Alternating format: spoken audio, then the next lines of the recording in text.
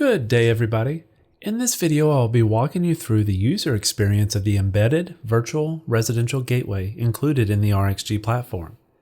In this sample deployment, an enterprise wireless solution has been deployed to a 200-unit MDU. Wireless access has been made available to each unit. The tenant has moved in and is ready to sign up for internet access. They now associate to the Start Here SSID. The device is greeted with a splash page that prompts the user to either log in with an existing account or create a new account.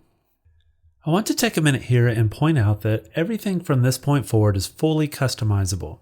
What you'll see today is the out-of-the-box experience.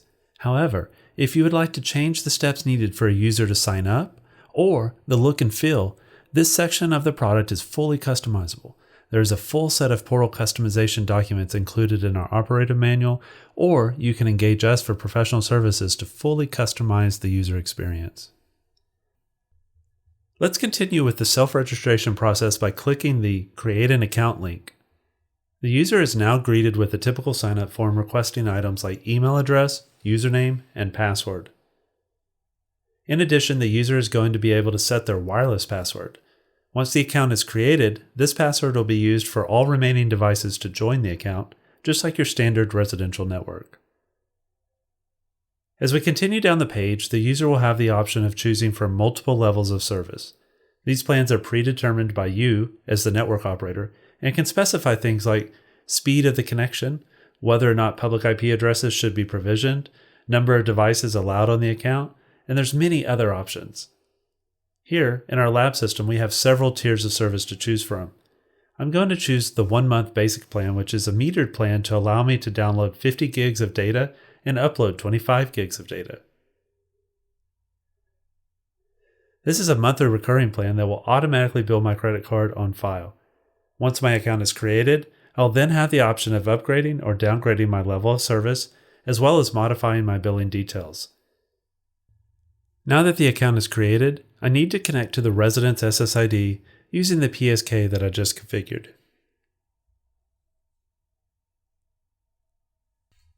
By default, anytime I want to access the portal, I simply open my browser on any of my devices and type wi.fi. Of course, this can be customized to be whatever you want it to be. Each account holder on the system will have a unique login to access the relevant account data. Automatic login can also be configured. Now that we're logged in, let's take a look around. As you can see, we have landed on the dashboard which shows my bandwidth consumption over the last 7 days. Just below that, you can see my metered plan details. For example, this is a 1-month plan, and here you can see the number of weeks and days remaining in the month. This plan also limits me to 50 gigs down and 25 gigs up. Here you can see how much data is left in my plan. As I scroll down further, I see a list of my visited websites and an hourly breakdown of how much data I am consuming. Just below that, I can see who the top consumers are on my account. Finally, at the very bottom, I have a link that will take me to my usage reports for my account. In this view, you will see more detailed reports about how your data is being consumed. The gear icon here at the top will also allow me to customize the report parameters. As we scroll down through the graphs and charts, you can click on the graph to get more details.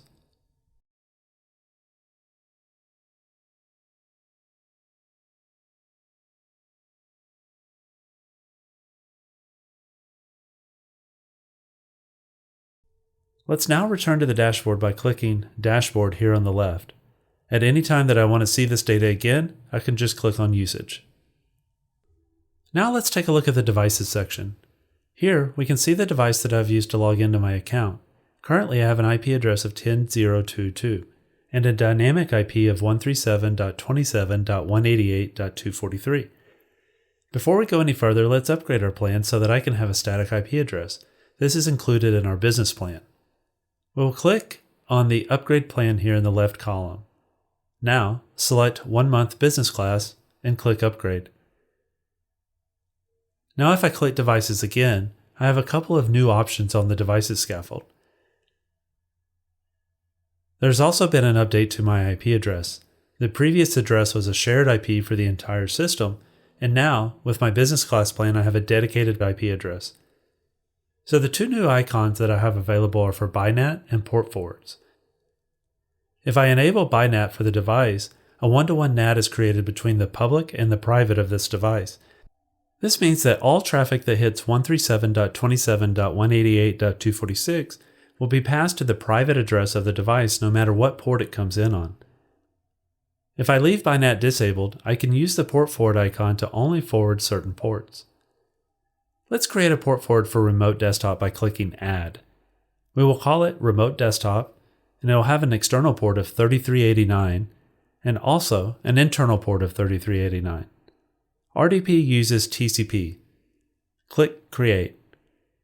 Now, traffic destined for 137.27.188.246 on port 3389 will be passed to my device and all other traffic will be blocked.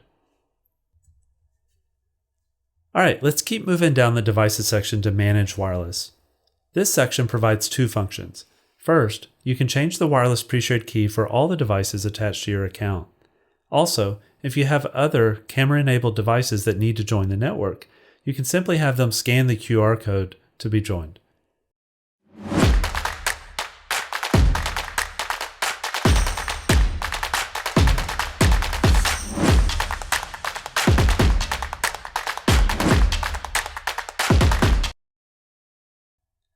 For non-camera enabled devices, the SSID and credentials are provided here. Let's go ahead and take a look at the profile section next. In this section, you can update your account credentials as well as your payment methods. rXg also provides the ability to generate coupons that can be exchanged for services. Those coupons can be applied here by the end user. Finally, if enabled by the usage plan, an end user can create sub-accounts that will share the same resource pool as the primary account. For example, if the user has purchased a 50 gig plan, the sub-accounts would also draw down on that same plan. Each sub-account will have its own unique wireless password as well as portal credentials. In the near future, sub-accounts will also have the ability to have different enforcements. Imagine a parent setting up sub-accounts for their children and then restricting those accounts after 10 p.m. from accessing the internet. To create a sub-account, simply click Create Sub-Account, fill out the relevant details, set a wireless password, and that's it, you're done. Well, we're getting close to completing the overview of the rXg Virtual Residential Gateway, but before we do, let's talk about gaming consoles. One of the most difficult challenges network operators run into in deployments like this is how to deal with gaming consoles. Well, with the rXg you're in luck because we make it quite simple. As the network operator in the admin GUI, you can enable UPnP for the account, Universal Plug and Play.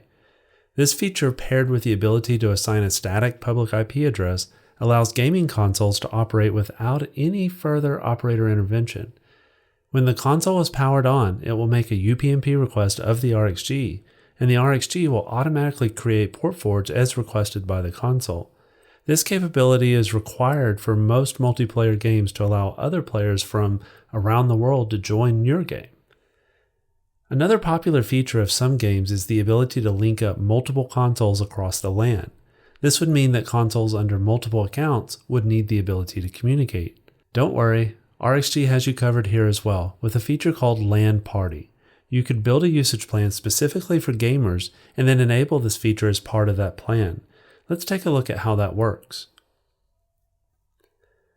Browse to Devices, LAN Parties. Click Create a LAN Party. Let's fill out the relevant details here. Click Create. Now you can press the invite button to send an email invite to other subscribers on the system.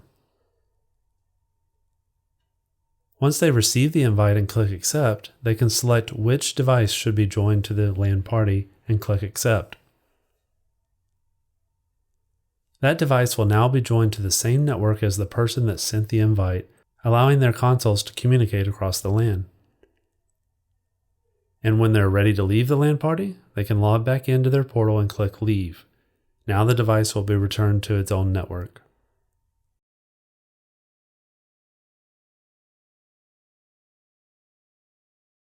Let's proceed to the final section, which is going to be the billing section. In this section, you can do things that you would expect, like review your current subscription details, cancel your subscription, upgrade your plan, edit your payment method, and even review past invoices. Alright guys, I'm going to skip the usage section because we covered that just a little bit earlier in the video. So let's recap. This portal is available to every account holder and dynamically updates based on the usage plan that they selected. So for example, if the usage plan does not include a public IP, then the end user will not be prompted to configure BiNAT or port forwards. Also, remember that the look and feel is the out-of-the-box experience. If you or your customer require a different experience, our professional services team can fully customize that look, feel, and workflow to your liking. Please reach out to us with any questions that you may have. Well, I hope this video has been informative for you, and I look forward to seeing you in the next one.